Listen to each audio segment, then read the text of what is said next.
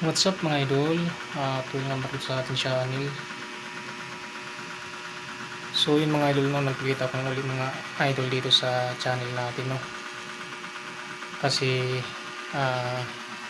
gusto kong ipaalam sa inyo na hindi na yata tayo makakapag-hunt mga idol, ng alimokon.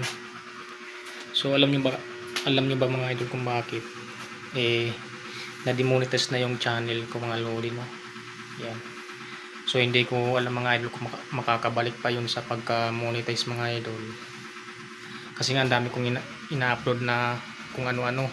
Yan, kaya na-demonetize.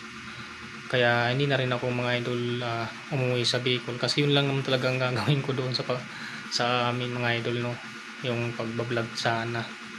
Kaso na-demonetize na. Yan. Kaya yun, wala na rin mga idol. Wala na rin pakinabang yung channel ko mga lodi. Wala na rin kita yun. Ano pa ba ang gagawin ko mga lodi, no? Yan. So kung makakabalik sana yung mga idol sa pagka-monetize, kasi may re-apply pa naman, yun, magpapatuloy ako mga lodi.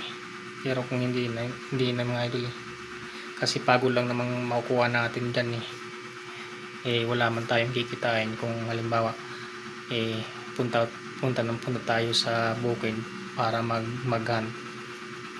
Pagod lang ang maano natin mga lodi. Yan. Kahit sana mga idol paunti-unti yung views, kung monetize naman mga idol, meron sana kahit kaunting kita yun. Kaso demonetize na. Yun.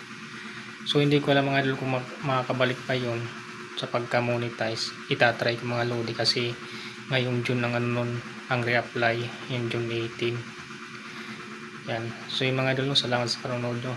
At nagpakita lang ako para ipaalam ko sa inyo. Yan. Maraming salamat.